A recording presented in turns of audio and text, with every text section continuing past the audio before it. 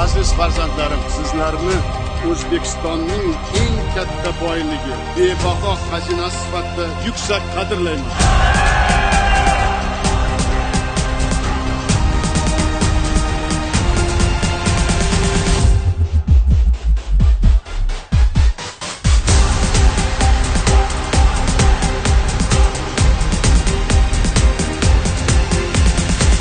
Shu bugun tarix yaratiladi. Shu bugun muxlislar orzusiga yetadi. Tarixiy natija arafasida turibmiz do'stlar. Biz ularga har qachongidan ko'proq ishonamiz. Timur Kapadze, jamoa, hammamiz yigitlarni qaytarib beramiz, sabr qilamiz.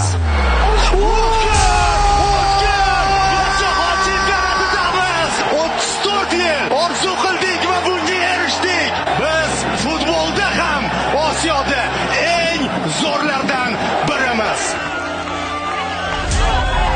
Butun o'zingiz bosh jamoaga O'zbekiston iftixori unvoni beraman.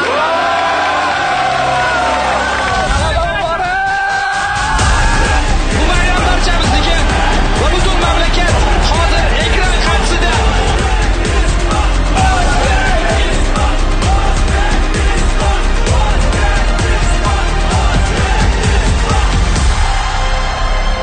Xudoga shukr, biz o'ynashga boramiz, lekin muxlislarimiz ma'ruzga ishga boradi,